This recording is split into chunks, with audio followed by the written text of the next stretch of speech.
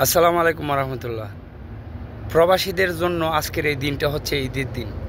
তার কারণ প্রবাসীরা সারা সপ্তাহ কাজ করলেও এই শুক্রবার আসলে সকালে পরিবারের সাথে বা বন্ধুবান্ধব আত্মীয় স্বজন সবার সাথেই কথা বলে। বেশিরভাগ প্রবাসী এই জুমার দিনে দেশে বা আত্মীয় স্বজন শুভাকাঙ্ক্ষীদের সাথে কথাবার্তা বলে।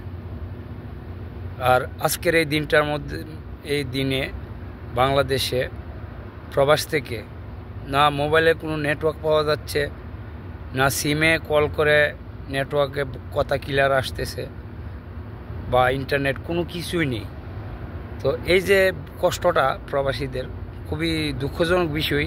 আজকে কোটা আন্দোলন নিয়ে বাংলাদেশে নেটওয়ার্ক বন্ধ করে দিয়েছে। হ্যাঁ, আজকে সমস্ত বাংলাদেশকে এক ধরনের পৃথিবীর থেকে আলাদা করে দেওয়া হয়েছে।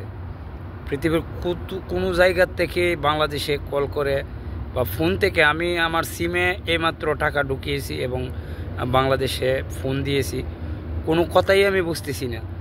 বাধ্য হয়ে আমি ফোন কেটে দিছি। প্রথমত মোবাইল নেটওয়ার্ক, হ্যাঁ নেটওয়ার্ক তো নেই বললেই চলে। তো এই যে পরিস্থিতি এবং এই যে অবস্থা করেছে বা করে রেখেছে, হ্যাঁ প্রবাসীরা কিন্তু এই শুক্রবার আসলেই কিন্তু পরিবারের সাথে বেশিরভাগ প্রবাসী কথা বলে। সত্যি দুঃখজনক বিষয় ওইটা।